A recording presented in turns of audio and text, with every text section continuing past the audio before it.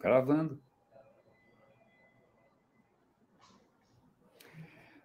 Gente, deixa eu agradecer aqui ao convite do professor Claudir. É uma honra para mim estar falando com vocês, sobretudo porque vocês estão estudando jornalismo. E se tem alguma coisa que eu prezo hoje é o jornalismo profissional de excelente qualidade, que está, coitado, está sendo massacrado por todas as tiranias do mundo todo. Então, eu fico super feliz que vocês tenham abraçado essa carreira. Eu já trabalhei há muito tempo atrás em telejornal também. Só para dar um pouco de perspectiva, eu me formei em comunicação, é um curso que não existe mais, eu fiz na época rádio e TV, acho que hoje chama audiovisual, sei lá como é que chama, não tenho mais certeza, mas eu cheguei a trabalhar em televisão aberta, televisão a cabo, e cheguei a trabalhar num telejornal também. Então, grandes amigos jornalistas, eu adoro a categoria, então fico super feliz de estar falando com vocês, porque vocês têm uma missão aí importantíssima, espero fazer alguma diferença. A ideia é a seguinte, a gente tem um tempo razoável aqui para conversar.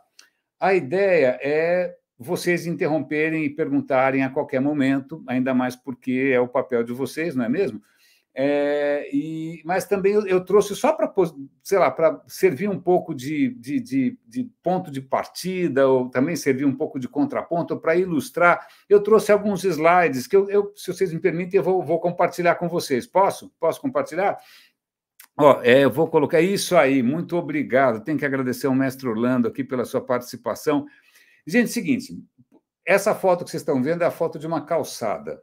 Por que uma calçada? Que calçada é essa? Seguinte, pandemia, ficamos 2 anos e tanto aqui em casa, enclausurados, eu e minha mulher, né, sem sair, sem nada, mas aí pintou um evento que eu queria muito participar e a gente fez a primeira viagem depois de muito tempo. A gente viajou para Boston, que eu não conhecia, para participar de um evento no MIT, no Instituto de Tecnologia de Massachusetts, que para mim é Meca, é um lugar que eu sempre quis conhecer. Eu falei, eu fui super apavorado, eu fui lá com a minha N95, com super bonder na cara, não tirei a máscara para absolutamente nada, e fui participar do evento. Eu cheguei super cedo no prédio, eu estava do lado de fora do prédio, estava tipo -7, um frio desgraçado, eu olhei para o chão e vi essa placa. Não jogue lixo no chão, porque senão ele vai parar no Rio Charles. Eu falei, cara, que coisa... Primeiro que eu não sabia que tinha um rio, mas tinha um rio ali em frente e tal. Mas eu falei, puxa, que legal, né? Que legal. A minha primeira impressão do Instituto de Tecnologia é a preocupação justamente com o meio ambiente. Eu achei isso legal. Mas deixa eu falar um pouco de mim aqui. Aqui eu tomei vacina, como vocês podem perceber. Não tive reação nenhuma, foi ótimo, recomendo para todo mundo. Eu uso essa selfie em vários lugares, não estou brincando. Mas eu quero contar um pouco da minha história, não que ela faça algum sentido, não, minha história é uma bagunça. Toda vez que algum recruta, como é que chama? Recruiter, né? Esses caras que contratam você, eles perguntam, e aí, conta um pouco a sua história, eu sempre tenho dificuldade. Então, eu resolvi contar a minha história para vocês em figurinhas, tá bom?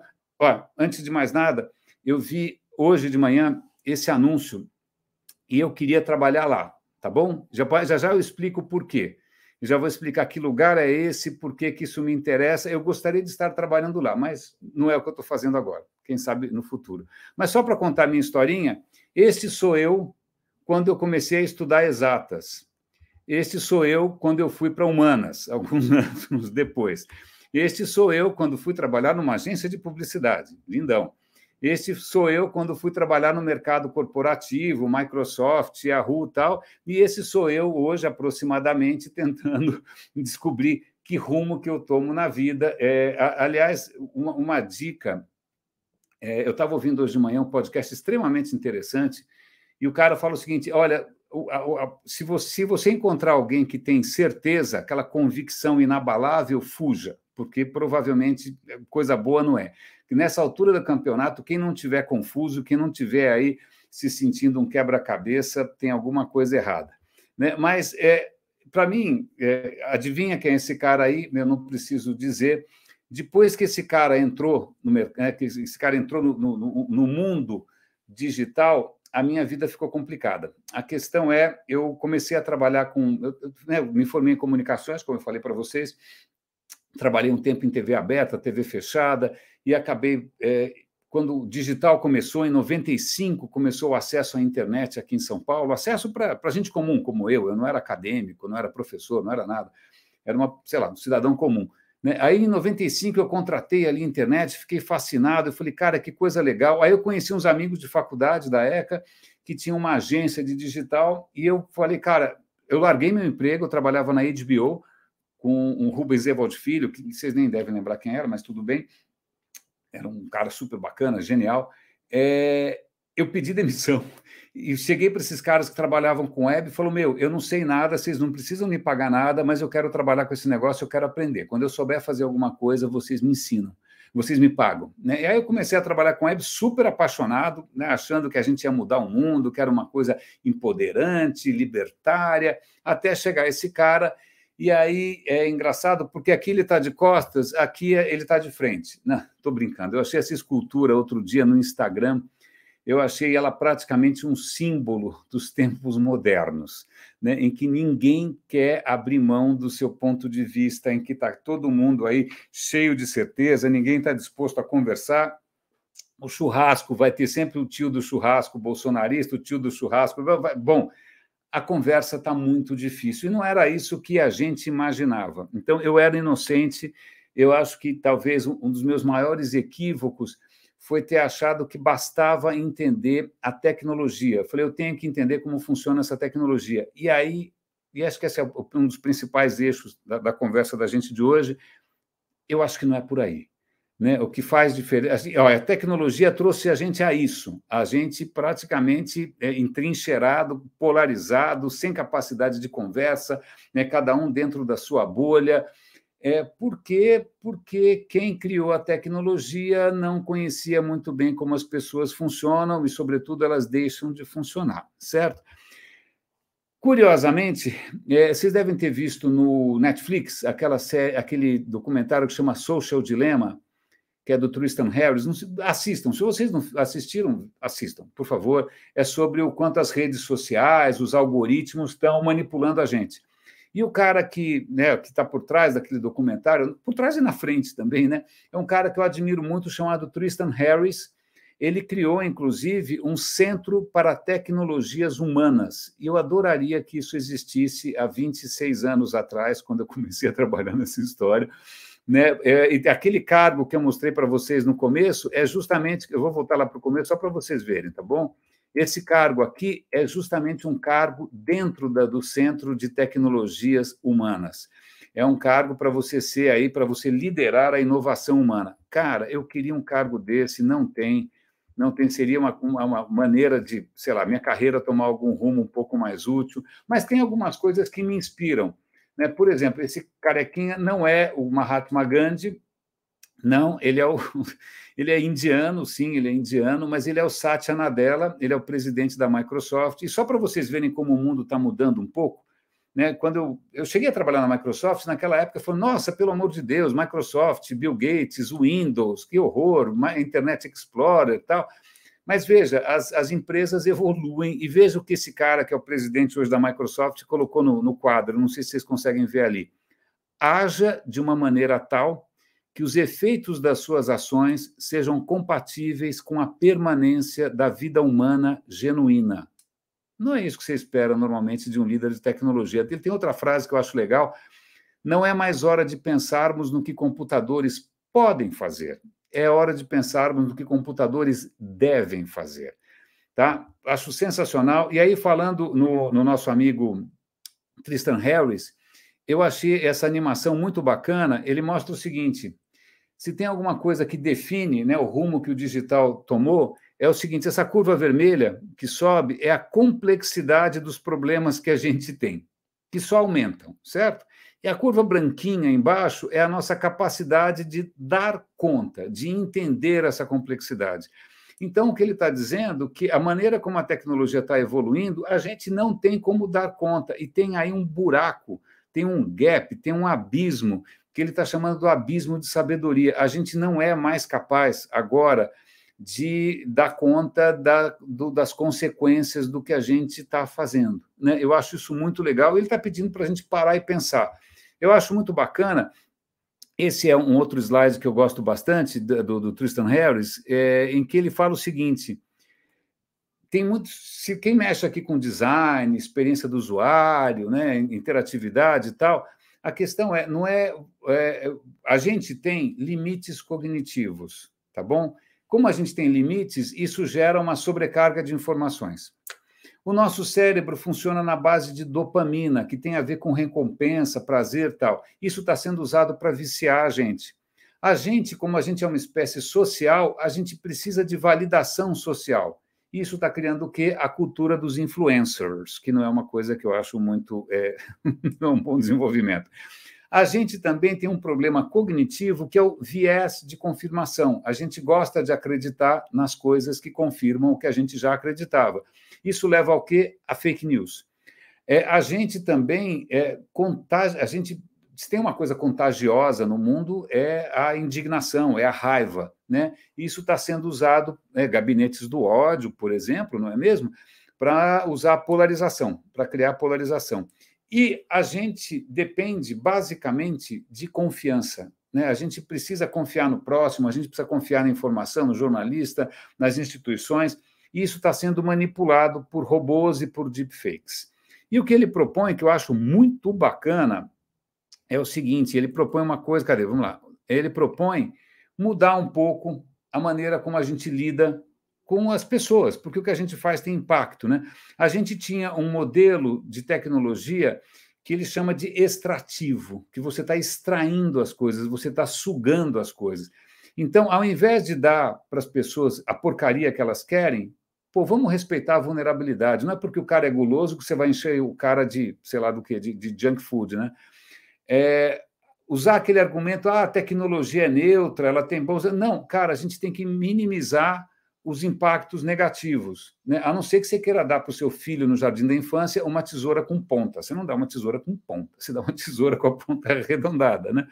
Aí outro argumento que é comum, e eu sei porque eu já ouvi isso de muita gente que trabalha com tecnologia, quem somos nós para decidir, para escolher, que é um pouco o que o Elon Musk está querendo fazer. Ele está querendo, inclusive, restaurar o Trump para o Twitter. A questão nós temos que ter valores para a gente tomar decisões com muita consciência.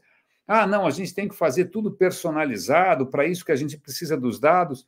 Não, se a gente personalizar demais, a gente não tem uma plataforma comum de diálogo. Como é que a gente cria sei lá, algum ambiente compartilhado de entendimento? E aí vem esse papo que tecnologia é neutra, isso é papo, né? Na verdade, a tecnologia está aumentando a desigualdade, está aumentando o preconceito, a gente tem que suportar ou apoiar a justiça e a igualdade.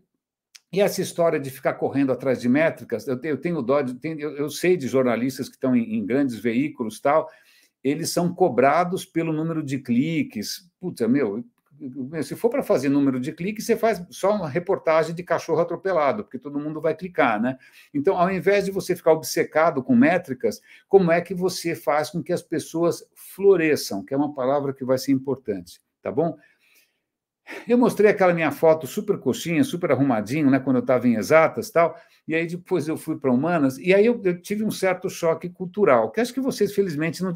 É legal porque vocês estão no meio do caminho, porque vocês são jornalismo de dados, vocês são humanas, mas vocês precisam ter entendimento também de exatas, certo? Se algum dia vocês forem ao Vaticano, né, forem fazer aquele tour, né, aí você vai ver essa pintura sensacional do Rafael, que chama Os Filósofos. É engraçado, porque esses filósofos, em princípio, são todos pagãos. O que os pagãos estão fazendo no Vaticano? Isso daqui é antes de Cristo, certo? Mas, de qualquer maneira, os papas ali acharam que valia a pena dar crédito para esses caras. E aí, é uma pintura muito bonita, estão aí todos os filósofos da antiguidade, você consegue reconhecer, e logo no centro tem dois, um barbudão apontando para cima e um barbudinho, muita calma nessa hora, né, com a mão para baixo e tal. O cara apontando para cima é o Platão. Eu acho que é tudo culpa dele, tá bom? Só para constar nos autos, eu acho que a grande desgraça começa no Platão, porque o Platão fala, olha, esse mundo aqui, à nossa volta, esse mundo não vale nada, é um mundo transitório, as coisas envelhecem, azedam, murcham, não levantam mais, cai o cabelo, a barriga cresce, os amores não duram. Esse é um mundo muito efêmero, né? Muito passageiro. Ele está apontando para cima porque ele acha que existe um outro mundo eterno, universal, imutável, que é o mundo das formas, da geometria, da matemática. Quando eu estudei engenharia, Engenheiro vive nesse mundo, no mundo, né, das fórmulas, tanto faz. A sua fórmula fala aí, mecânica dos fluidos, ela funciona aqui, funciona na Zâmbia, em Cuba, tanto faz, é a mesma fórmula, é universal, certo? O cara do lado dele é o Aristóteles, falou, meu, muita calma, esse mundo é legal, a gente tem que prestar atenção, a gente tem que entender. O Aristóteles se envolveu com política, com ética, com biologia, ele deu umas bolas fora, ele não gostava muito achava a mulher inferior, ele deu umas bolas fora. Mas ele, pelo menos, ele achava esse mundo um pouco mais legal, certo? E aí, mas a grande diferença para mim aqui é que quando você faz exatas, você sempre fica pensando numa coisa universal. Números, métricas, dados. Com dados não se discute. Né? Mas o que acontece é que o mundo, e aí eu vou dar umas dicas aqui também, que é uma coisa que eu descobri depois dos 50, estou com 58 agora, que é a disciplina da complexidade. O mundo é complexo, tudo é complexo, não é simples. É que nem você, sei lá, fazer uma festa de aniversário juntando a família inteira. Não é simples, não é uma questão matemática. Quem vai sentar perto de quem detesta quem, o mundo é complexo. E aí tem uma figurinha escondidinha aqui, que eu gosto bastante, que está ali distraidão, tal, escrevendo. Esse cara é o Heráclito. É um filósofo que, coitado, ele não, né, não deixou, ninguém deve lembrar aqui do Heráclito, mas ele é o cara que fez aquela frase que alguém já deve ter ouvido em alguma cantada, né, que é: um homem não entra duas vezes no mesmo rio porque o homem mudou e o rio mudou. Heráclito era um cara que falava o seguinte: ó, esquece esse papo de eterno, esquece esse papo de formas, porque tá tudo tudo é fluido, está tudo num fluxo. Né? Ele tem uma frase em grego que chama pantarrei, que quer dizer tudo flui. Né? Esse cara eu acho mais legal, entendeu? Se esse cara tivesse desde o começo influenciado a cultura ocidental, quem sabe a gente tinha feito menos bobagem. Então, voltando aqui, até eu quero fazer um serviço de utilidade pública. Eu não sei se vocês já viram em algum momento essa pirâmide do Maslow, que é a pirâmide né, das suas necessidades, daquilo que você precisa. Então, lá embaixo está as suas necessidades fisiológicas, tipo xixi, cocô, meleca, essas coisas, né? E você vai subindo, amor está no meio, curiosamente, e lá em cima, no topo da pirâmide, está a autorrealização.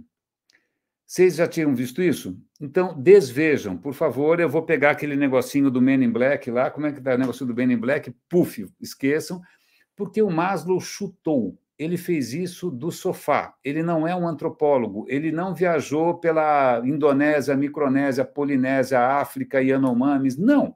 É da cachola dele. Ele se tomou como referência. Ele é um branquelo que o americano esquece.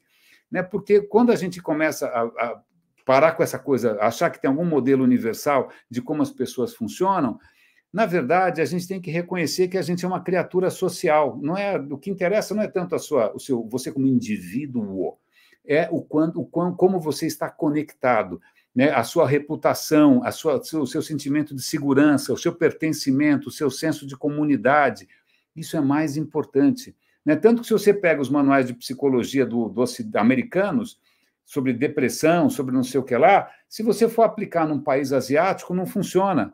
Porque lá o cara está deprimido, não é porque ele é um loser, porque o carro dele é velho, porque sei lá o que, a casa dele é feia. Não, ele vai se sentir deprimido se ele estiver se sentindo excluído dos seus pares, se ele for um cara solitário.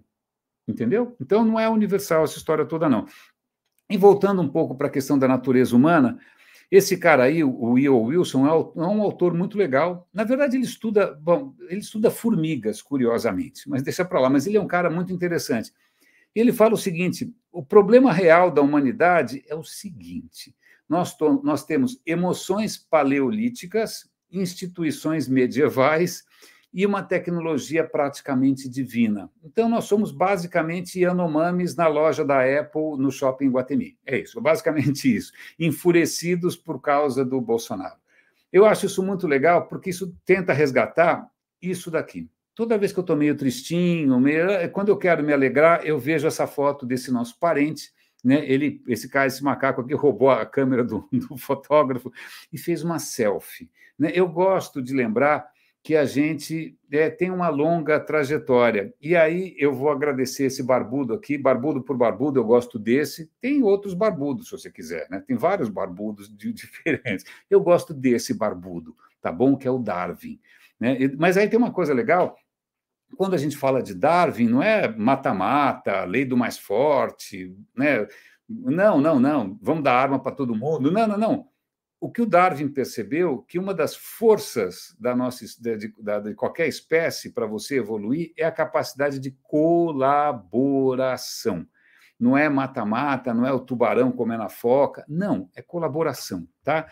E então eu vou mostrar aqui várias fotos da nossa família. Esse é o álbum de família. Esse cara aqui à esquerda, aqui em cima, é um bonobo, parece um chimpanzé, mas é um bonobo. Mas veja, o que você acha que ele está fazendo? Ele está estendendo a mão para você, convidando para alguma coisa. Tá? Logo à direita ali tem provavelmente um orangotango juvenil fazendo bico. Né? No meio você tem um gorila desafiando o pai. Quem tem filho aqui ou quem tem pai aqui deve já ter passado por isso. Né? Aí você tem dois brothers ali, chimpanzés, você tem uma mãe bonobo brincando com o filhote, você tem um gorila abraçando o filhote, você tem orangotangos descobrindo coisas juntas, se beijando. A questão é a seguinte: boa parte das emoções e dos valores que a gente tem, eles não vieram de 10 mandamentos, não vieram de algum outro barbudo, eles foram praticamente desenvolvidos ao longo da nossa evolução. Toda criatura que é grupal, que é social, ela desenvolve a mesma, por exemplo, moral, senso de justiça, por exemplo. Cachorro tem senso de justiça. Camundongo tem senso de justiça. Se você pegar e fizer um experimento, você pega dois cachorros, você manda ele fazer a mesma brincadeira, e para um você dá um biscoitão, e para o outro você dá um biscoitinho, o que ganhou o biscoitinho não vai gostar. Ele vai parar de brincar. Fala, peraí, como assim ele ganha um biscoitão e eu ganho um biscoitinho? Né? Com chimpanzé, a coisa é mais louca, porque se você pegar dois chimpanzés e fizer a mesma, vamos fazer uma brincadeira aqui, quem acertar ganha. Se aí um ganhou, você dá um cacho de uvas, maravilhoso. Aí o outro acertou, você dá um pepino. O que você vai imaginar que vai acontecer? O que ganhou o pepino vai reclamar. Não, mas o chimpanzé é tão parecido com a gente que aquele que ganhou a uva, ele vai olhar para o cara que foi injustiçado e falar, desculpa, eu não brinco mais. Ou você dá igual para todo mundo ou você não dá. Então, muitas das questões que a gente acha centrais, humanas, tal, cara, a gente compartilha com esses caras, senso de justiça, senso de confiança, senso de lealdade, né? Vem tudo daí. Então, a gente tem que levar em conta a nossa herança. Bom, essa foi só uma introdução, porque eu acho que sempre vale a pena a gente embasar, né? Porque senão eu vou partir de um pressuposto que nós todos aqui pensamos igual, o que é a pior coisa que você pode fazer em comunicação. Você nunca pode imaginar que as outras pessoas pensam como você, tá? Não. Então, esse crachá que vocês estão vendo aí foi daquele evento que eu falei no começo. Eu fui lá para Boston, no MIT, para esse evento aí, o MTech Digital. E aí foi super legal o evento. Eu participei presencialmente de um, cujo foco era inteligência artificial, e o segundo evento foi semana passada, eu participei online. Eu não estava com... meu dinheiro tinha acabado. Né? Então, esse segundo foi sobre coisas um pouco mais genéricas, mas acho que interessa para vocês aqui, tá? Então, o que é legal de participar presencialmente é que esses eventos do MIT, não é que o cara, não é tipo TED, que o cara vai lá, fala alguma coisa emocionante, todo mundo chora e ele sai correndo. Não, ele tem meia hora para falar, aí ele tem que conversar com o mediador vai lascar um monte de pergunta difícil, e aí vem as perguntas da plateia. E quando eu estou na plateia, eu faço várias perguntas, tá bom? Então, eu quero compartilhar algumas que acho que fazem sentido para vocês. Esse cara aqui, que é um semideus aí na categoria de inteligência artificial, o Andrew N, eu não sei como é que fala sobre o nome dele, tá? É NG. Qualquer sugestão é bem-vinda, eu não vou me arriscar. Mas o Andrew é um cara super bacana, super reconhecido, ele está com uma startup mostrando o uso de dados, porque o que acontece hoje é o seguinte, as grandes empresas, Microsoft, Google, todo mundo, Facebook, eles estão construindo super robôs gigantes que precisam de muita informação, porque eles estão aprendendo a partir das informações, é machine learning, né? Aprendizado de máquina. Então, eles precisam de uma quantidade colossal de informações. A Microsoft está com um projeto que acho que é o Turing, são sei lá quantos bilhões de dados, quantos 500 bilhões de nós, é um cara descomunal. E esse cara tinha uma startup ali para justamente você usar menos dados. E aí eu fiz uma pergunta, e essa pergunta, na verdade, era um tópico que apareceu, que dá para costurar o evento inteiro em cima desse tópico. Eu falei, brother, seguinte, você está trabalhando com dados, certo? Eu falei, Eu falei, você está trabalhando com os dados que você tem? Sim. Eu falei, e os dados que você não tem? Porque tem uma questão que é interessante, eu vou pular daqui para a questão da genética. Tá? Volta e meia você ouve, olha, mapearam o genoma, pesquisa de genoma, pesquisa de DNA. A questão é, genoma de quem? Normalmente vai ser de americano, ou de europeu, ou de algum estudante branco de alguma universidade legal. Mapearam o genoma da África? Quase nada. Mapearam o genoma da Ásia? Também muito pouco. Dos nossos índios? Também não. Então, pera um instante só. Então, quando você fala de genética, está faltando gente, desculpa. Né? Essa foto não está legal. Essa foto só tem gente branquinha. Parece alguma foto de startup da Faria Lima. Todo mundo branquinho. Tudo menino e tudo branquinho. Né? Eu falei, oh, meu caro, como é que você faz com os dados invisíveis? Porque tem dados que a gente não tem. Né? Eu vou dar um exemplo aqui de uma outra história, tá? A história é a seguinte: era uma cidade nos Estados Unidos em que, de repente, tinha muito buraco na rua.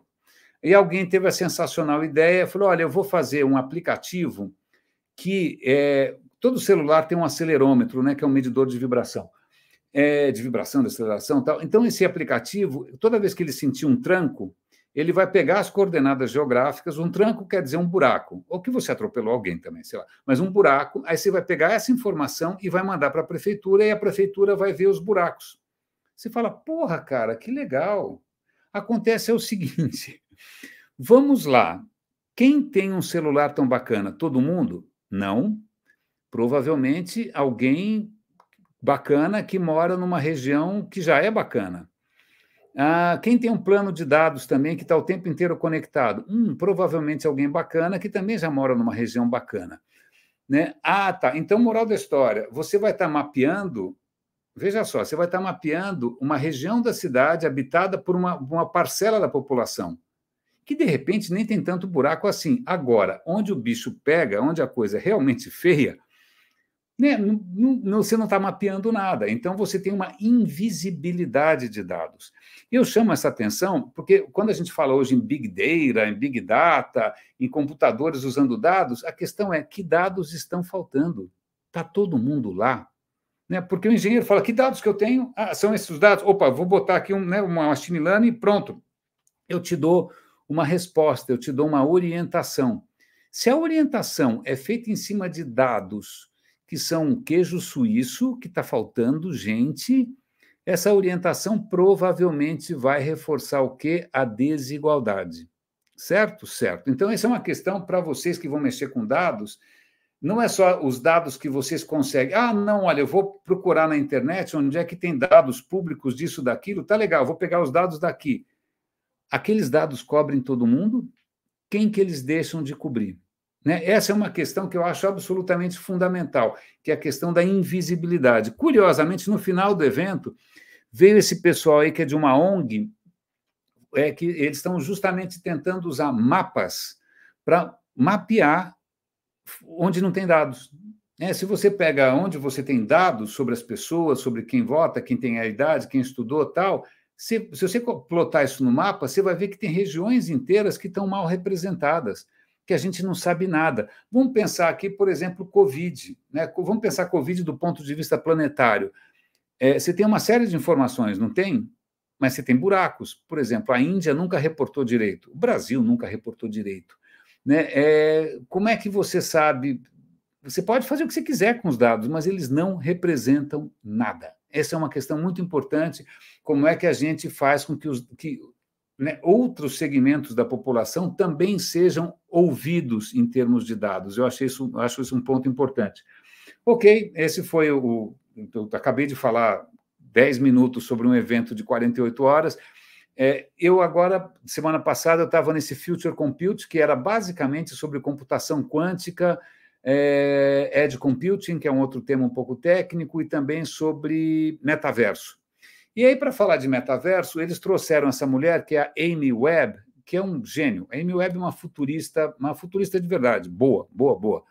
Ela tem uma empresa lá de consultoria sobre o futuro, e ela abriu com esse slide. Qual é o futuro do trabalho do setor financeiro, da mobilidade, da inflação, do golfe, do lixo, da China e tal. E aí ela teve a honestidade de fazer uma coisa que eu acho que é fundamental. que falta muito no Brasil, que é a questão de dizer o seguinte: eu não sei. Não existe maneira de você prever o futuro. Então, está todo mundo aí, imagina, o Mark Zuckerberg veio com essa história do metaverso. Pronto, todo mundo agora pode falar sobre o metaverso, que ainda não existe, diga-se de passagem. Né? Então, para vocês terem uma ideia, eu estava até comentando com o Claudir outro dia um cara desses que contratam, né, agência de palestrante, me chamou: René, você fala sobre o metaverso? Eu falei: falo mal. Pode, né? Aí, veja, já tem demanda para quem fale sobre o metaverso, sendo que o metaverso não existe ainda. Né? Mas, obviamente, vai ter gente que não tem o mesmo pudor que eu tenho e que vai topar. Né? Então, vejam que eu achei muito legal esse posicionamento. Aliás, isso não me surpreende, porque o MIT ele tem uma característica interessante, que é jamais pensar na tecnologia pela tecnologia. É sempre levar em conta o impacto social, o aspecto humano. Para vocês terem uma ideia, eu fiz um curso há pouco tempo atrás, um curso online. Eu sempre quis fazer um curso lá, presencial, eu nunca tive bala para isso, mas eu fiz um curso online, curtinho, que era um curso de cultural awareness, ou seja, de sensibilidade cultural. Né? Você, como é que você lida com diferenças culturais entre países, entre segmentos da população, porque não é como Platão dizia, não é nada universal, tudo é muito complicado. Né? Foi um curso super bacana, mas veja, o Instituto de Tecnologia dando aulas sobre complexidade cultural. Né? Mas é interessante, já que metaverso, provavelmente vocês devem estar curiosos, nesse dia eles trouxeram duas figurinhas que eu achei legais. O tiozinho da esquerda, grisalho aí que nem eu, é o Philip Rosendale. Ele é o fundador de uma coisa que acho que vocês nunca ouviram falar, provavelmente, ou se ouviram, foi provavelmente numa mesa de bar em gargalhadas, que era uma coisa chamada Second Life. Second Life fez um sucesso inacreditável há uns 15 anos, mais ou menos, faz tempo, ou mais, nem lembro, já sei 2003, 2004, faz muito tempo. Era um metaverso, era um ambiente virtual em 3D, você tinha um avatar, você escolhia um corpo, né, virtual, você podia ter lá, podia ter a PUC dentro do metaverso, podia ter a ECA dentro do Second Life e tal. As empresas ficaram loucas para entrar e foi um absoluto fiasco. Tanto que eu achei que não existisse mais, mas existe. Isso eu achei muito interessante. O segundo cara, que está ali, o carequinha no meio, é o Dan Sturman, como é que ele chama? Sturman? Acho que é isso, Sturman. Ele é do Roblox, que acho que muitos de vocês devem conhecer, uma plataforma de game, que também é um metaverso, também é uma realidade paralela, certo? E aí foi uma conversa super boa com os dois sobre os riscos, sobre os benefícios, sobre as possibilidades. Bom, e uma coisa está clara, não existe um metaverso universal, besteira, existem alguns metaversos em andamento por aí, alguns deles muito oportunistas, que estão aí vendendo terreno por milhões de dólares, e é tudo golpe, né? Coisa mexendo com NFT, blockchain, Bitcoin, e, cara, tudo não bom, não limpinho. Mas duas coisas que acho que me chamaram bastante atenção aqui na conversa dos dois foi o seguinte: os dois preocupados não tanto com a tecnologia, se a nuvem aguenta, se a placa de vídeo renderiza, não, civilidade. Como é que você cria um ambiente onde as pessoas se comportem bem? Como é que você cria um ambiente onde um pai possa deixar uma criança brincar sem arrancar os cabelos? Né? Como é que você cria um ambiente onde uma mulher não seja assediada, ninguém passe a mão na bunda? Quer dizer, aliás, estou dando esse exemplo específico, porque muito recentemente, talvez o Claudio tenha comentado com vocês, numa desses experimentos, com uma dessas plataformas de metaverso, a mocinha colocou o óculos, entrou naquele bendito metaverso, não lembro qual, assim que ela entrou, alguém passou a mão na bunda. E ela falou: porra, não é possível, bom, eu entrei aqui, como é que eu faço agora? Né? Para quem que eu reclamo? Chama a polícia, né? E aí a plataforma, não lembro se era o Google, não lembro de quem que era, alguém me conta depois, mas o cara falou: eu já sei, eu vou te dar um campo de força, como se você estivesse no Star Trek, sei lá, Star Wars, né? Vou te dar um campo de força que você mantém as mãozinhas, né? As mãozinhas bobas à distância.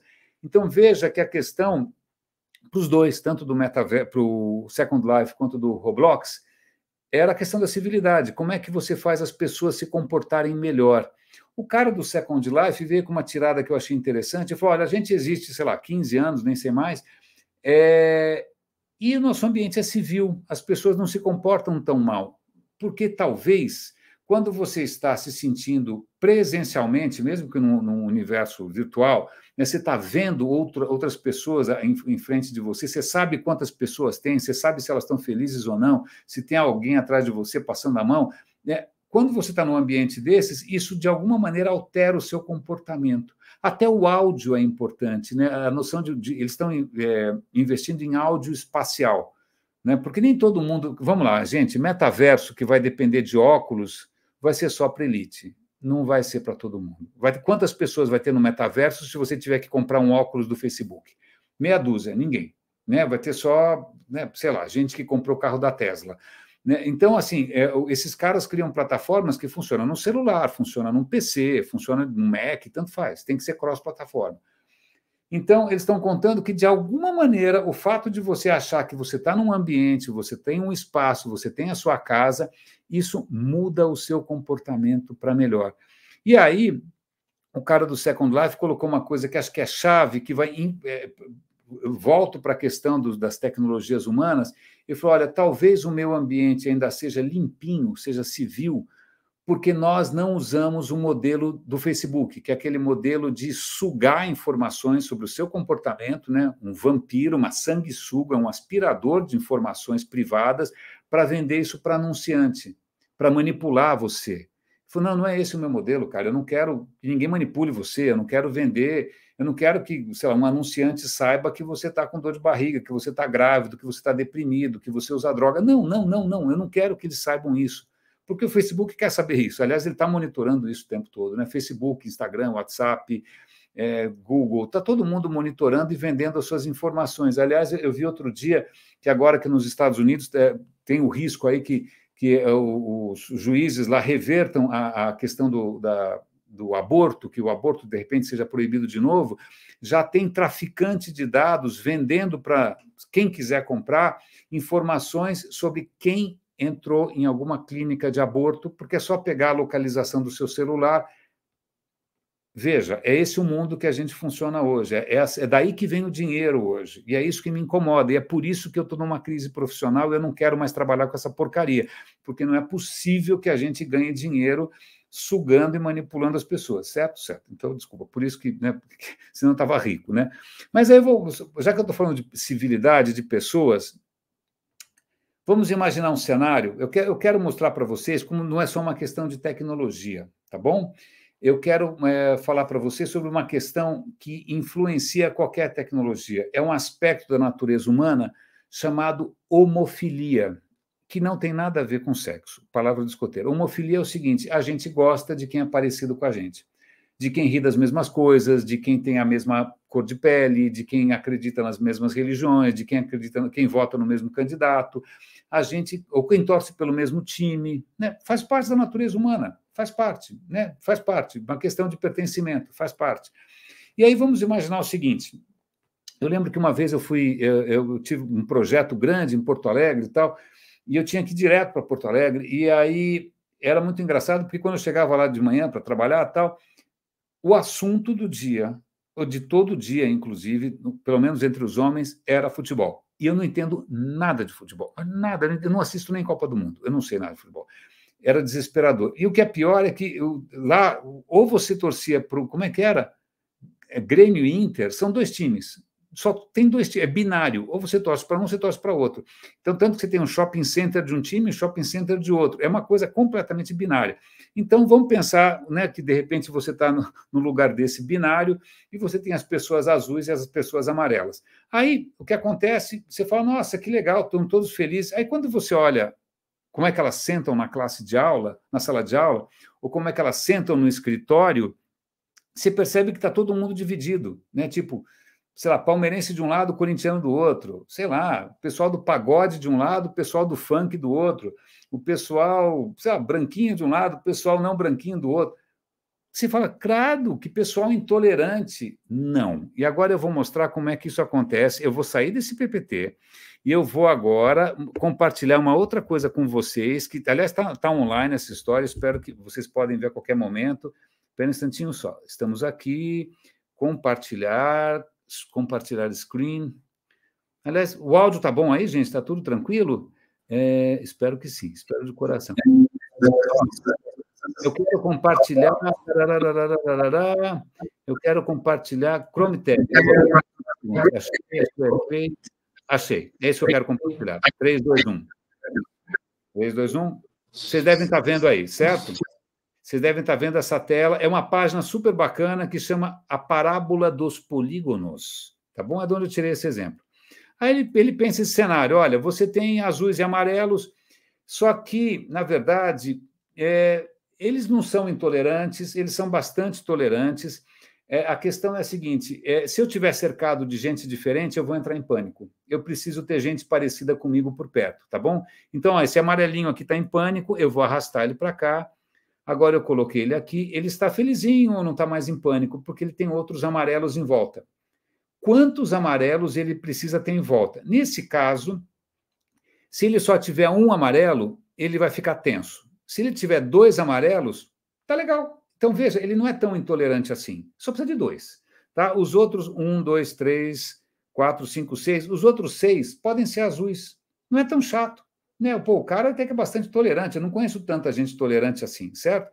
Então, o negócio é o seguinte: se você olhar aqui, né, todo mundo sentou, sei lá, por ordem alfabética. Você vai ver aqui que alguns dos caras estão bem infelizes, entendeu? Puta, esse cara aqui está infeliz, eu vou mudar ele de lugar. Ah, agora ele está feliz. Né? Como é que você faz todo mundo feliz? Né? Vamos fazer aqui um exercício. Vamos deixar as pessoas mudarem de lugar, tá bom? Vocês estão vendo aqui um arranjo bastante aleatório, está tudo misturado, certo? Se vocês quiserem, misturo mais. Misturei mais. Não, vamos misturar mais, está bem misturado. Agora eu vou deixar as pessoas mudarem de lugar.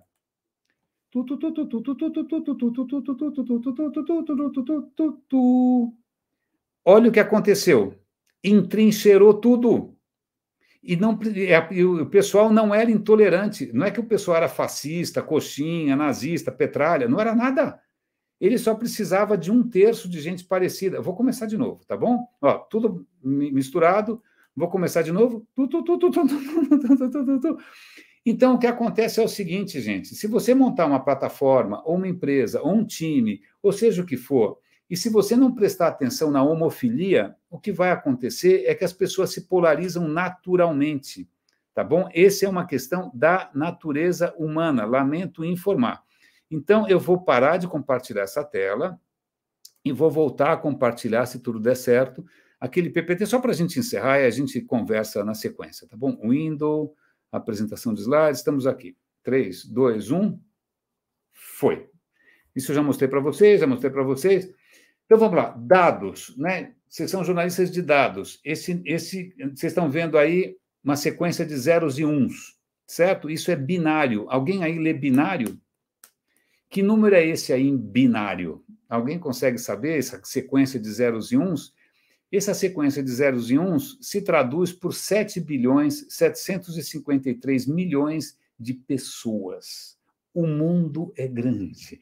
O mundo é muito grande. Será que todo mundo tem que ter um iPad, um iPhone, uma SUV, uma casa no Guarujá? Será? Então, vamos pensar em algum modelo, né, de felicidade, porque, cara, se a felicidade depender de um iPhone para cada um, desculpa, 7 bilhões, né, a casa vai cair.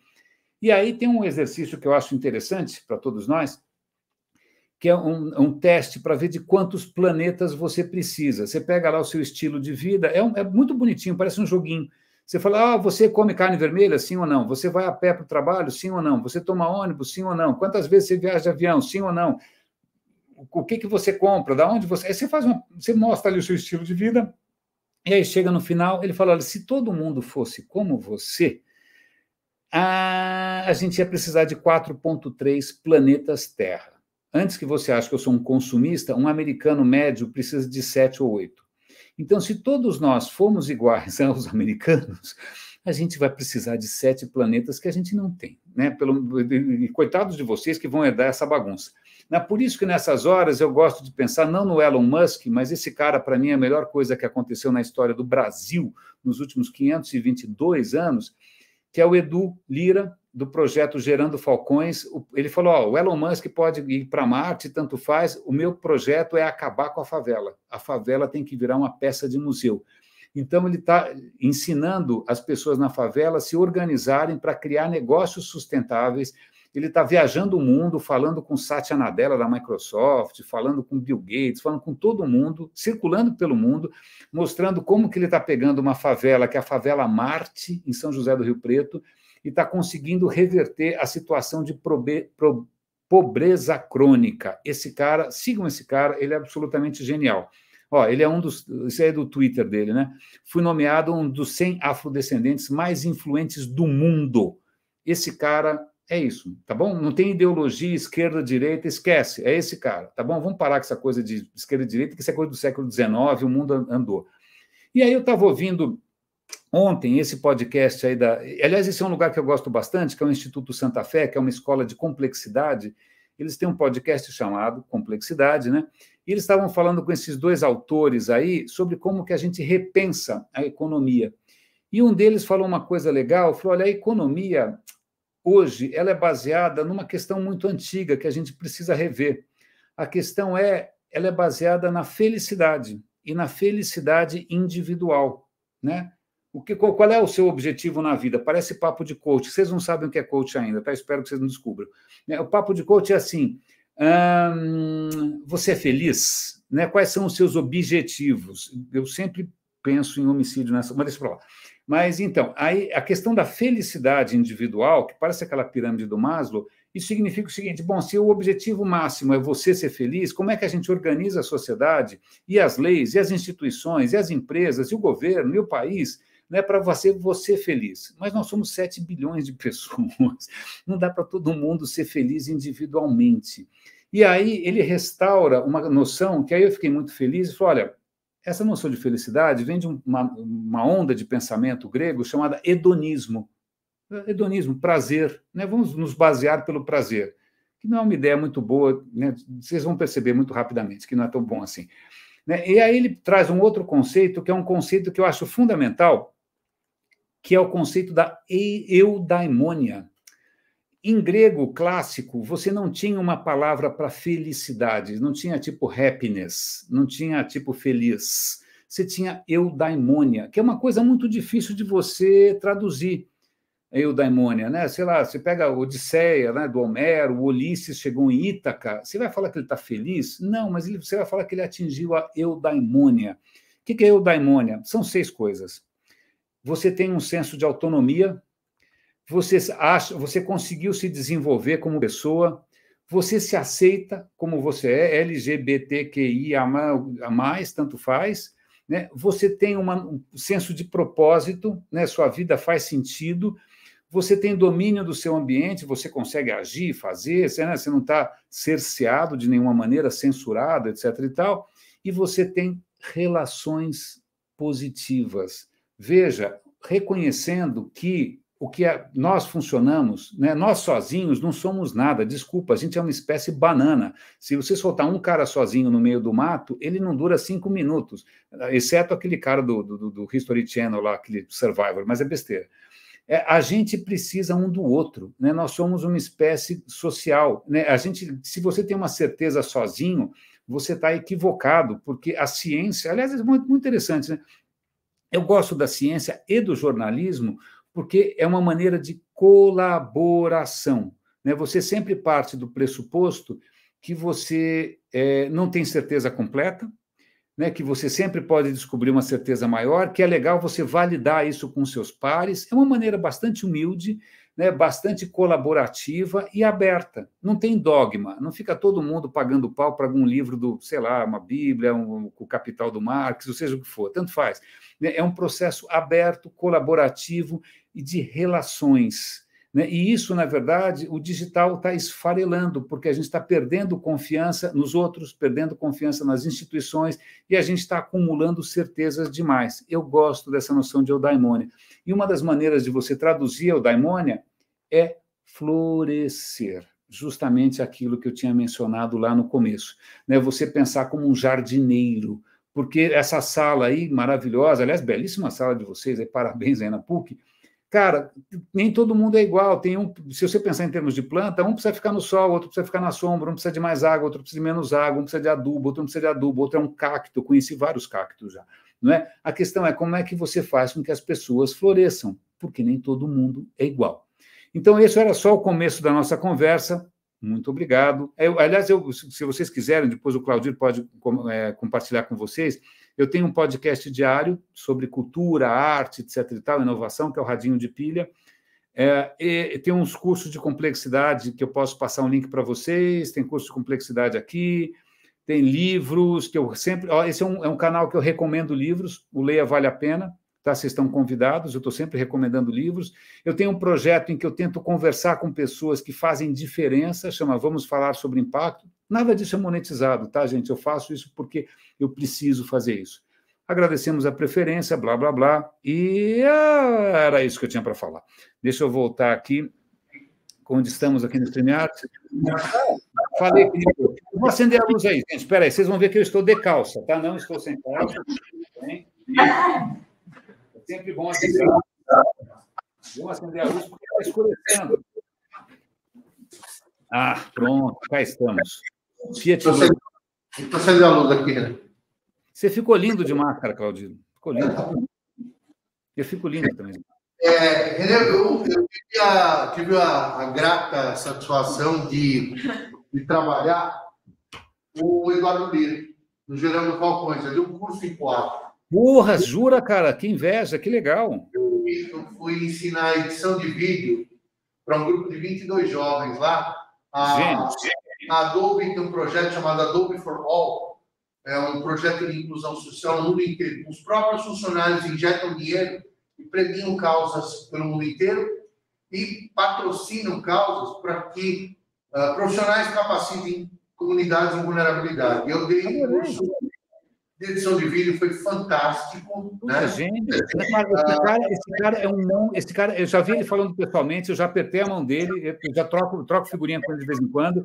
É a melhor coisa que aconteceu no Brasil nos últimos 522 anos, não estou brincando. Eu acho ele completamente... É uma simplicidade, uma energia incrível. Né?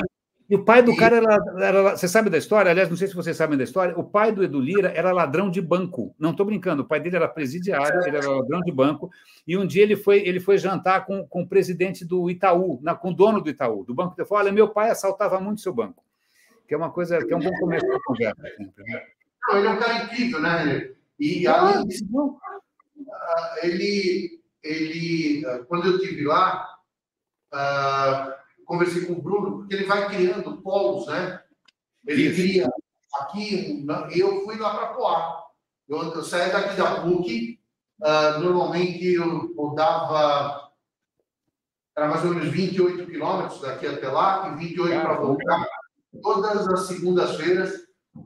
Pô, parabéns, cara. Pontos no seu karma. Pontos no seu karma. Parabéns. Eu sou da fase do compartilhamento, né? Muito bem, concordo com você. Essa coisa de... Eu fiz mestrado pela USP, lá na FAO. Que legal, você fez FAO. Gosto da FAO. Fiz mestrado lá. Aí tive bolsa lá. Agora, aqui, PUC, também deu bolsa por ser docente, meu doutorado aqui. O mínimo que eu posso fazer é compartilhar isso com o restante. Né? Você tem razão, porque, afinal, puxa, é devolver para a sociedade, né, cara? E eu acho que tem essa questão de devolver, mas eu acho que também tem essa questão da gente de semear mesmo, sabe? De você reconhecer coisas, sabe, sementes novas e pensar como jardineiro mesmo, né?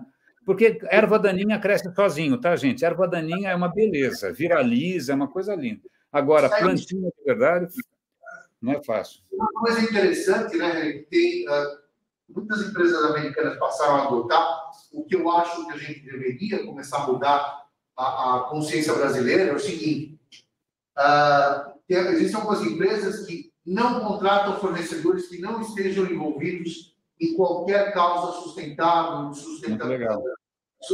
sustentabilidade, inclusão social, quer que seja. Se a gente começasse a ter esse tipo de postura, a gente teria um Brasil bem diferente. Porque sabe, Cláudio, tem uma questão que é difícil, que muitas vezes você vê isso em várias frentes diferentes. Que é tipo assim, não, isso é uma questão de decisão individual. A pessoa tem que fazer, a pessoa... Cara, a questão é, se a gente esperar que cada pessoa sozinha faça a coisa certa, Então, nessa hora, políticas públicas, legislação, né, ONGs, organizações da sociedade civil, a gente tem que começar a pensar de maneira coletiva, porque se a gente achar que tipo, cada um que se vire, cada um por si, não tem jeito. A gente vai voltar para aquele gráfico onde os problemas estão crescendo mais rápido do que a nossa capacidade de conduzir, né? Bom, agora é com vocês, por favor, estejam à vontade. Está aqui o René. Obrigado pela presença de vocês, hein, gente? Está um frio danado, não tá?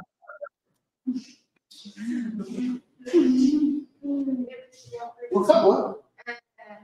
Oi. Ontem eu estava vendo o Jornal Nacional e eu vi uma advogada, estava bem mais ou menos, né? Sabe? Vai prestando atenção em várias coisas. E aí eu estava vendo uma mulher, uma advogada, falando que no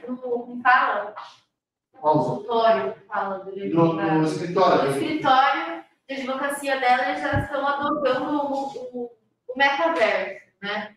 Tipo, aí mostra na tela do computador vários bonequinhos de várias pessoas, e aí eu fiquei meio em choque, assim, tipo, imagina todas as pessoas serem julgadas dentro de um computador, assim, é muito doido isso. Posso ser muito sincero? Posso ser muito sincero? Palhaçada. Porque o que acontece é o seguinte, vamos lá, qual metaverso que ela estava? Porque não existe um, certo? Existem inúmeros. É uma selva. Tá? Essa é a primeira questão. A segunda questão é a seguinte, eu vou te contar, eu trabalho nessa área de tecnologia faz tempo, então, assim, quando alguém inventa alguma coisa, e essa coisa vira moda, ninguém sabe se serve, se vai dar dinheiro, se não vai, mas todo mundo quer estar lá primeiro para não ficar de fora, entendeu? Então, aí o cara vai pousar de bacana, sendo o primeiro a estar lá. Então, provavelmente, ela foi parar lá porque a assessoria de imprensa dela devia estar batendo na porta dos veículos. Olha, nós somos o primeiro escritório no metaverso. Mas a questão é, desculpa, se a justiça está no metaverso, como é que você faz? Você mal e mal você consegue fazer videoconferência com gente que não tem grana, cara? Quem vai parar no metaverso? Assim, só gente bacana, né? Só gente bonita. Né? Vocês conhecem a justiça brasileira, o quanto ela está digitalizada? Não é muito, tá? Ainda tem coisas... Então, tem muito... O que me pega é que... lembra que eu falei dos dados invisíveis?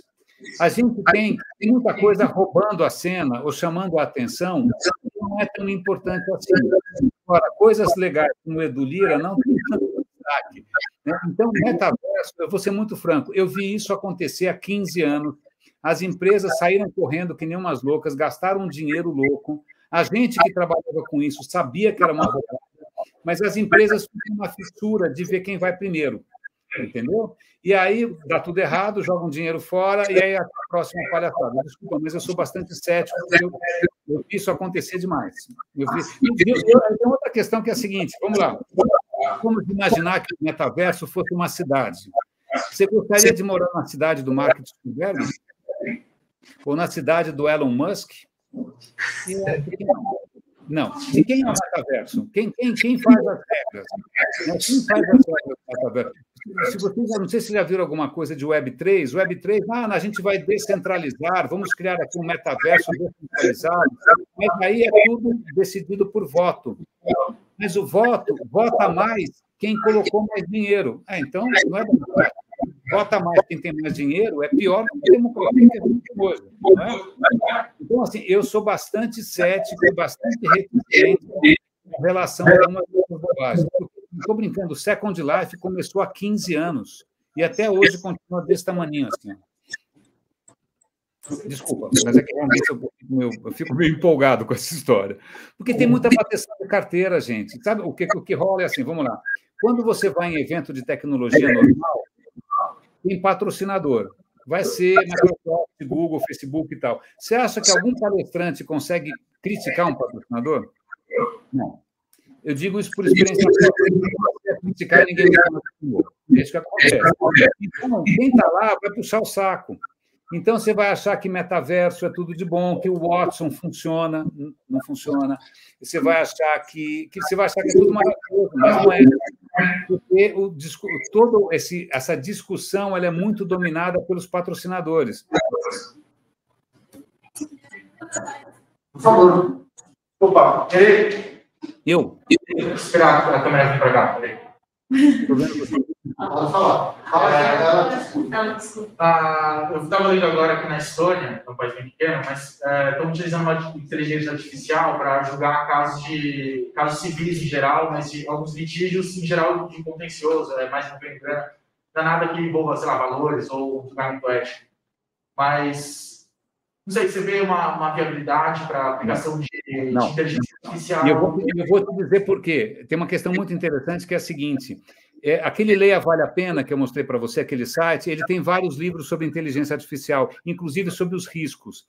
Um dos riscos é o seguinte, né? Como é que uma inteligência artificial decide? Como é que ela aprende? Você tem que alimentá-la com informações, tá bom? Você tem que alimentar, você tem que ensinar. Você vai ensinar a partir do quê? Do material existente, das informações que você tem. Vem de novo aquela questão dos dados visíveis e invisíveis. E se os dados que você deu para ela aprender sozinha, eles têm preconceito, eles têm viés, eles têm racismo. O que acontece é que você vai exacerbar artificialmente a desigualdade, a injustiça. Então, por exemplo, Estados Unidos, a polícia em vários estados usa um sistema, é um sistema super sofisticado, super condenado, em que ele serve para, em princípio, usando dados que ninguém sabe de onde vem direito, definir se um indivíduo é perigoso ou não, se ele tem chance de reincidência ou não. Cara, isso é uma caixa preta. Ninguém sabe o que está ali dentro. Ninguém sabe se você vai pegar uma nota pior porque você é negro, porque você mora numa zona ruim, você mora num CEP ruim, você mora num prédio ruim. Aí o que acontece? Você vai para ser julgado, e aí, de repente, o promotor, o advogado, fala: olha, segundo a avaliação do sistema da polícia, esse cara tem alta chance de reincidência. Cara, baseado em quê? E aí entra uma questão que é fundamental, tem que ter isso em mente. Um dos temas que foram chave nesses eventos do MIT é uma questão chamada explicabilidade. Sei lá, o robô te deu uma decisão. Ele consegue explicar por quê? A decisão é tipo divina, né? Veio assim, tipo 10 mandamentos. Se o robô não consegue explicar de onde que veio a decisão, como é que sabe se a decisão é boa? Então, imagina isso no sistema de justiça, que, de repente, ele pode estar condenando os negros mais ainda do que eles já são condenados, ou os imigrantes mais ainda do que eles são condenados. Então, a questão da inteligência artificial, a gente superestima a questão da inteligência. Ela não é inteligente ainda. O que ela está fazendo, ela está simplesmente automatizando alguma coisa que ela aprendeu. Mas se ela aprendeu alguma coisa que é injusta, ela vai replicar a injustiça. E você nem vai perceber porque não tem explicabilidade. Esse é um desafio grande hoje, explicabilidade para todo mundo, tá? Aliás, a Estônia é uma questão muito interessante, né? Porque muita gente é entusiasta. Esse é um outro tema para vocês. Muita gente é entusiasta da Estônia, de outros países que estão se digitalizando, dizendo: olha, é o seguinte, a sociedade não funciona, a sociedade é corrupta, vamos criar soluções digitais descentralizadas, etc. e tal, não pode confiar em ninguém, na tecnologia. Mas a questão é a seguinte: vamos imaginar que você tenha feito uma plataforma de justiça baseada em blockchain, etc. e tal, que na verdade, é automática. O que acontece? A sociedade vai mudando, a sociedade muda. No mundo real, se a sociedade muda, as leis mudam, o direito muda, a jurisprudência muda. Devagar, mas muda. Mas se você tem uma coisa que é automática, que é digital, ela não vai mudar. Ela não vai acompanhar a sociedade. Então, como é que você faz alguma plataforma digital que acompanhe a sociedade, que você possa, como indivíduo, como cidadão, você possa interferir? Porque se for um robô, como é que você interfere num robô, cara? Quem é o dono do robô?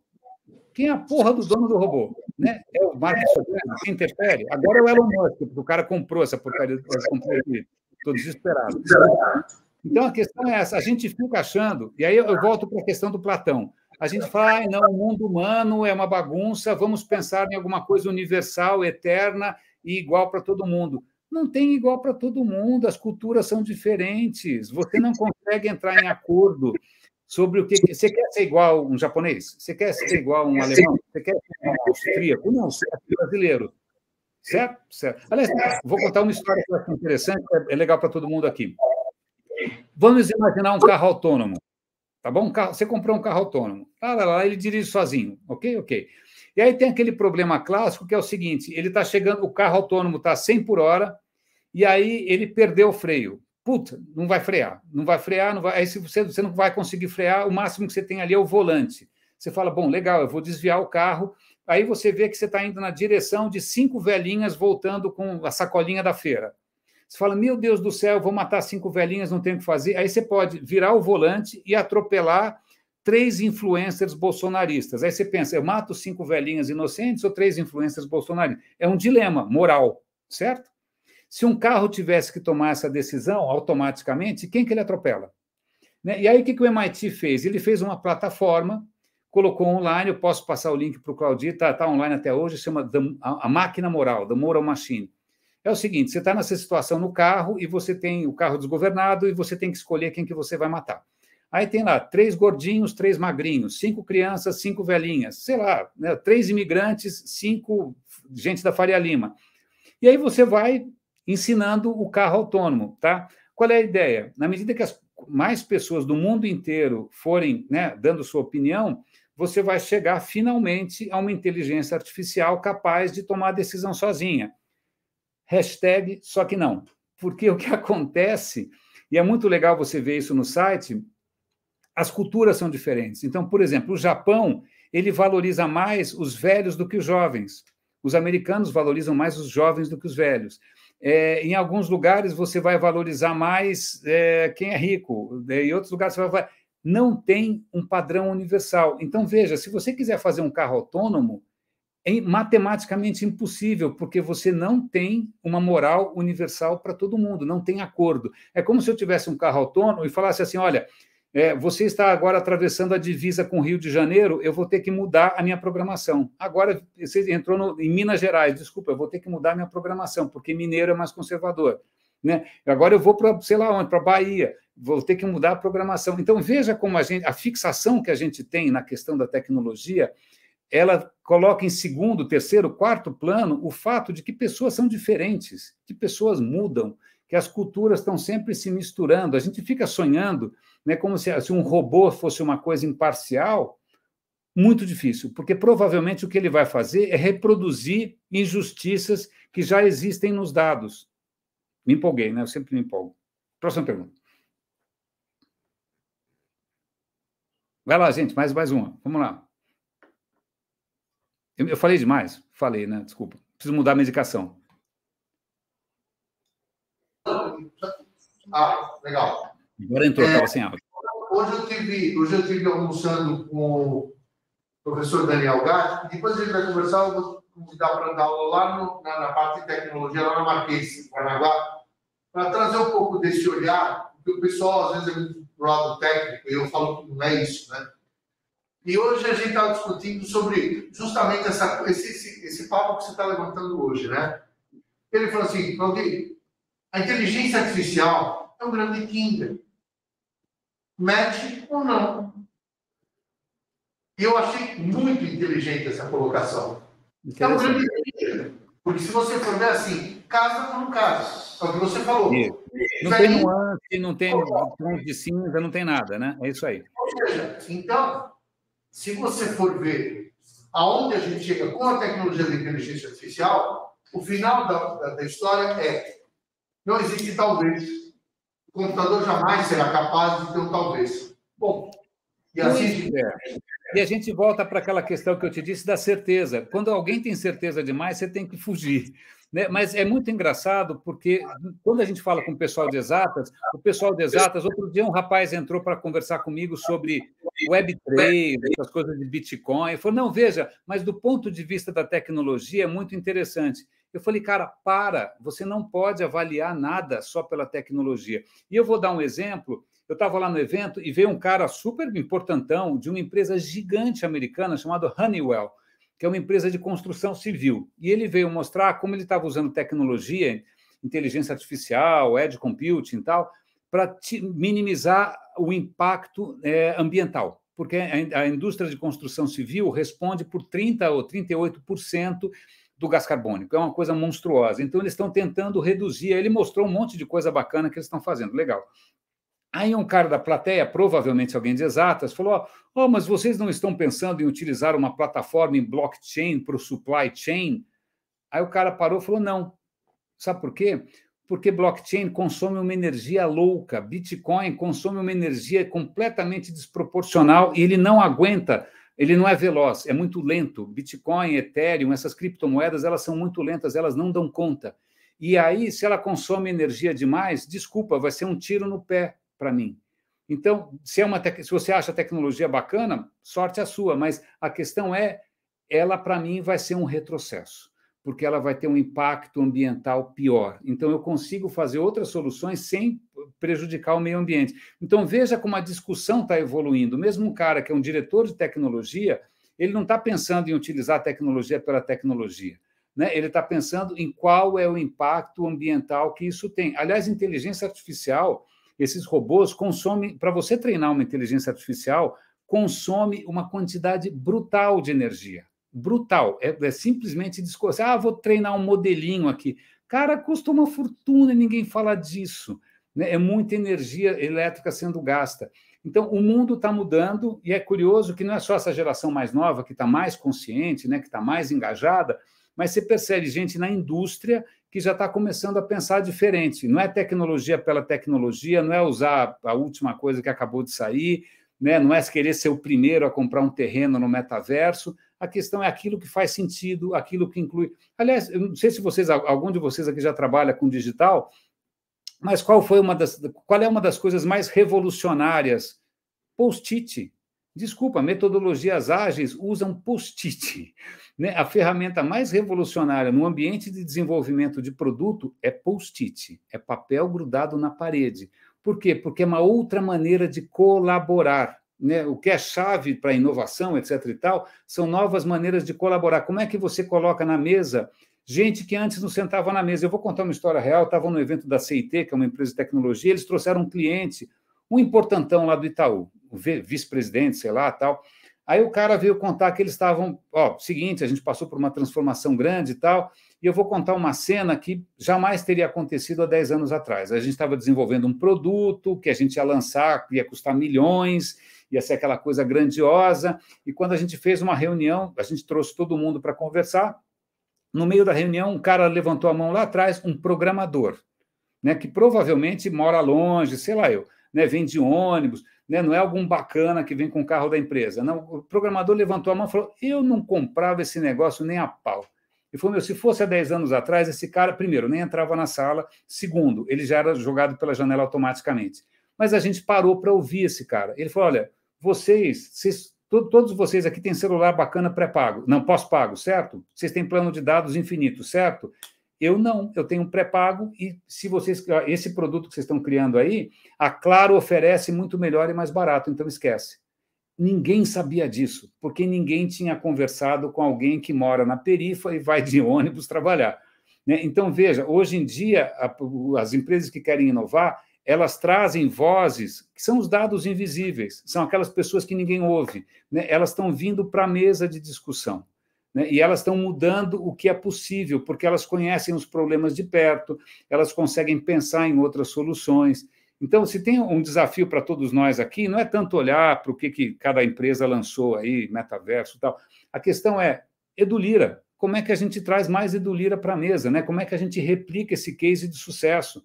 Né? Como é que a gente faz as pessoas confiarem umas nas outras? Né? Como é que a gente permite que a sociedade saia de um modelo individualista, egoísta, vaidoso, consumista, e comece a pensar de uma maneira mais coletiva. E não estou pensando aqui em socialismo, comunismo, não, é simplesmente alguma coisa mais grupal, mais social, mais orgânica, né? Mais legal, a gente é mais feliz, consome menos. É meu ponto de vista hoje. Falei, né? Tá.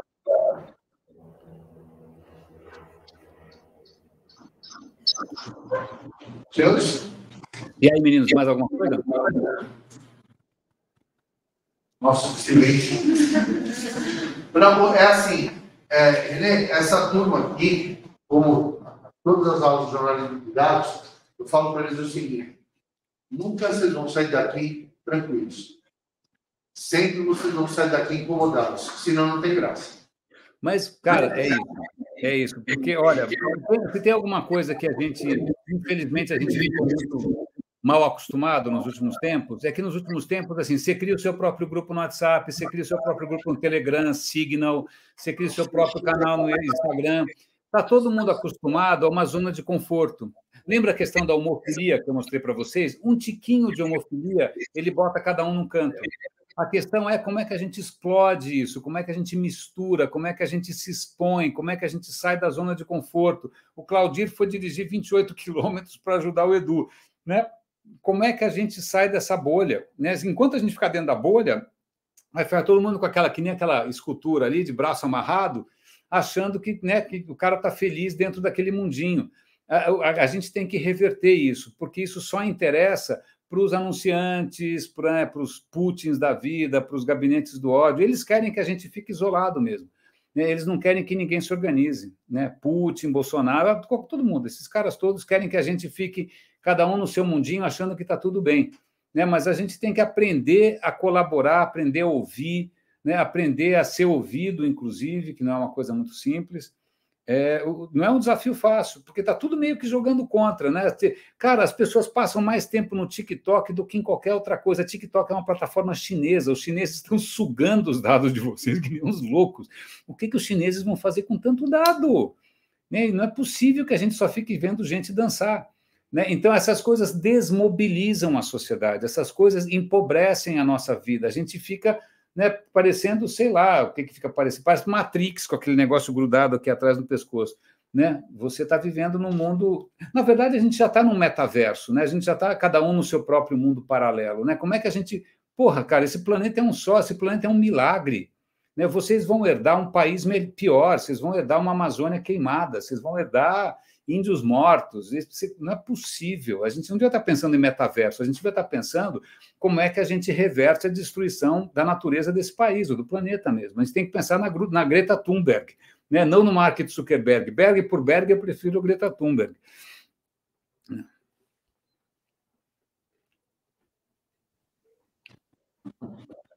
Acabaram as questões? Pensando. Eu tenho. Você mostrou aquele gráfico que falava sobre mais das redes sociais, né, sobre ter um reforço de um viés de confirmação, você tem um reforço de dopamina o tempo inteiro. Sim. Como que foge disso, cara? Porque, assim, eu mesmo, eu acho que eu não usaria uma rede social que não tivesse um sistema de recompensa, entende? Acho que eu não me desviciaria do Instagram, por exemplo, entende? Como é que eu faço o grande pulo, todo mundo, assim, sair desse esquema Sei. Cara, essa é a pergunta de $1 milhão. Eu não sei. É a pergunta, não estou brincando, é a pergunta de $1 milhão. Como é que você escapa dessa coisa viciante? Porque a gente está sendo manipulado, a gente está sendo viciado. Como é que você consegue sair? Por exemplo, no meu celular eu desinstalei o Facebook. Eu ainda tenho conta, mas eu desinstalei o aplicativo. No Instagram, eu não estou seguindo mais ninguém. Ninguém. Eu publico e não sigo ninguém. Que mais? Eu desinstalei um monte de coisa. Por que eu percebi? Cara, que eu estava perdendo um tempo precioso, eu estava namorando menos com a minha mulher, eu estava ficando acordado até mais tarde sem fazer, estava lendo menos. Então, eu comecei a tirar um pouco o pé fora e tentar ganhar uma certa perspectiva. Porque se a gente não fizer esse esforço, né, de recuar um pouco e parar para pensar, desligar o telefone um pouco, ir para o meio do mato, sei lá para onde ir, cara, você é sugado nessa história, que nem o coelho da Alice, lá, que nem a história do Matrix. Você vai atrás do coelho da Alice e vai entrar no mundo paralelo. É difícil, cara. Sabe que tem muita gente que diz que essa é a questão mais importante da história da humanidade, porque a democracia está indo para o espaço, a ciência está indo para o espaço, as pessoas preferem acreditar em coisa de louco, né? É mais fácil alguém acreditar em astrologia do que acreditar em astronomia. Né? Todo mundo checa o horóscopo, mas ninguém vai ver o James Webb no espaço, ninguém vê.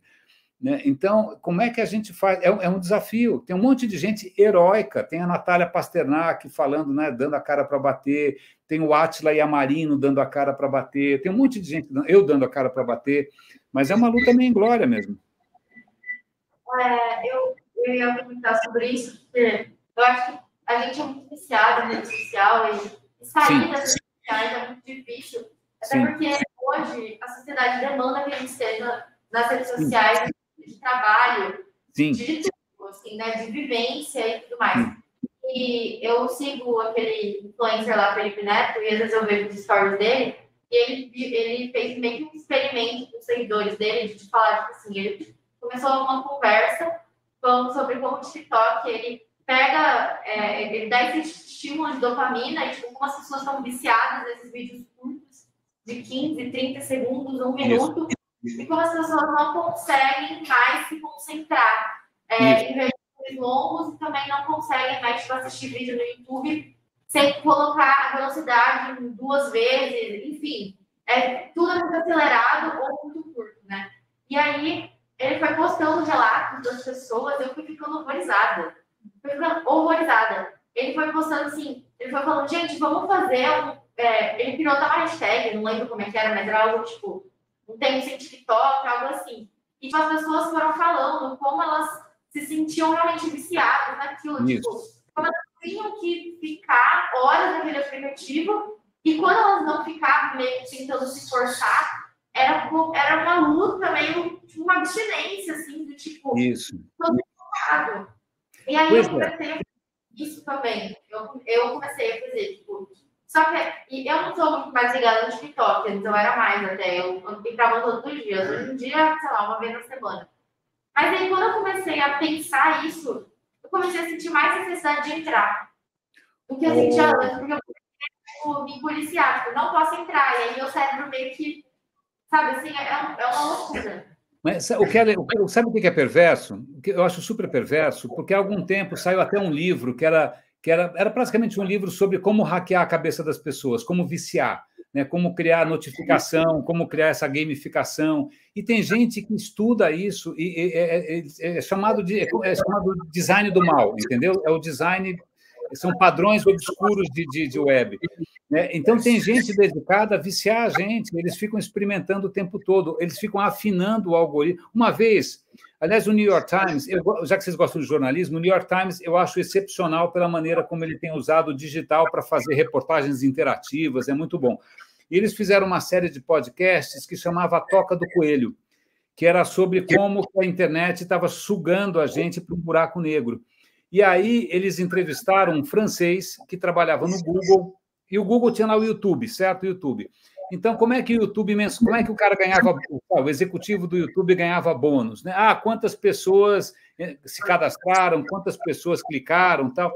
Aí alguém falou assim, não, a gente tem que medir quanto tempo as pessoas ficam dentro do YouTube. Como é que a gente maximiza isso? Aí chamaram esse francês, o cara falou, bom, já sei, quando eu vou fazer um algoritmo, quando o cara assistir um vídeo, ele vai chamar um outro vídeo parecido.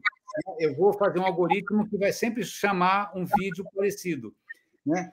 E ele criou o algoritmo com um sucesso, as métricas do Google bombaram, mas o que acontece? Não importa o vídeo que você assista, o próximo vídeo que ele chamar e o outro, você vai acabar na Terra plana, você vai acabar na antivacina, você vai acabar no anti-gay. Ele percebeu, ele ficou tão perturbado com isso que ele pediu demissão. Hoje ele dá depoimentos com o estrago que ele fez só porque o algoritmo para otimizar ou maximizar, a palavra certa, uma métrica de negócio. Ou seja, ele fala, eu não vou me preocupar com o impacto. Me pediram para otimizar, eu vou otimizar. Cara, ele simplesmente acabou com o mundo, praticamente, né? Porque agora outro dia, essa história é real. A gente tinha um jardineiro em casa que era um cara super divertido, tal, ateu, um cara muito engraçado. Aí, quando ele começou a contar a filosofia dele, que era meio de orelhada, eu falei, a sua filosofia me lembra do Spinoza, que é um filósofo holandês. Ele falou, vou procurar no YouTube.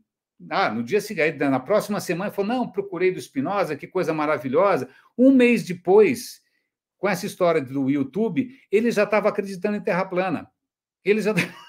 Eu falei, mas não é possível, como é que você começa no Spinoza e acaba na Terra plana? Não estou brincando, só por causa do... Eu fiquei com vergonha de ter mandado o cara pesquisar. O cara pesquisou e foi parar na Terra plana. Meu jardineiro. Agora, como é que eu faço para ele mudar de ideia? Eu não sei. Aliás, meus caros, um livro que é fundamental, aliás, para vocês, tá? Eu vou achar ele aqui e vou compartilhar a tela, tá? É um livro que eu recomendei aqui no Leia Vale a Pena, O livro é meio chato, tá? Mas o livro chama Resistência ao Conhecimento. E ele tenta entender por que a gente cada vez mais resiste a novas informações, resiste ao jornalismo e tal. É muito, muito, muito legal. Vou ver se eu acho aqui, pensando só. O cara chama Klintman, Michael Klintman. E aí ele conta várias coisas. Por que a gente tem resistência a informações novas? Tem várias questões. Pode ser porque você faz parte de um grupo e você não quer pensar diferente do grupo. Pode ser porque você acha que isso vai ser coisa da esquerda, ou vai ser coisa do... sei lá do quê. Cadê? Resistance, estou procurando aqui. Resistance, eu vou dar esse link. Cara, isso é muito legal, esse livro, porque ajuda a entender por que as pessoas, muitas vezes, rejeitam as informações, por que elas preferem acreditar numa bobagem do que efetivamente, não estou achando aqui. Eu vou passar para o Claudio, depois ele passa para vocês. Está lá no Leia Vale a Pena, é que agora a conexão está meio lentinha. Human Network, achei. Vou compartilhar com vocês agora mesmo. 3, 2, 1, vamos lá. Fiquem comigo, não saiam correndo. Share screen. Cadê? Ele demora um pouco pensando. Chrome Tab. Leia Vale a Pena, está aqui. Eu vou compartilhar com vocês essa tela, deve estar carregando. O livro se chama Resistência ao Conhecimento, o cara se chama Michael Klintman. Então, isso está lá no Leia Vale a Pena, é um vídeo, tem um link para o livro. O livro vocês podem ver, um avestruz com a cabeça no buraco, mas é para a gente tentar entender por que o trabalho de vocês, como jornalistas, é tão difícil. Né? É tão difícil. É tão complicado. Porque as pessoas, de alguma maneira, elas criaram um sistema imunológico contra a informação. Agora elas têm um sistema imunológico, elas conseguem rejeitar. Você pode trazer a coisa mais verdadeira, falando, desculpa, eu prefiro a narrativa. Eu prefiro a versão oficial do PT ou do Bolsonaro, eu prefiro acreditar na Lava Jato ou não, eu prefiro acreditar na vacina ou não. Ela escolhe. Como é que você faz, você, jornalista? E muitas vezes não é só uma questão de ter os dados certos, é questão de como você aborda as pessoas, como é que você desarma as pessoas. Esse é um desafio para todo mundo, né? Não está fácil para ninguém. Bom, pessoal, acho que é isso, né? Terminamos o nosso horário deu. Enem, obrigado mais uma vez.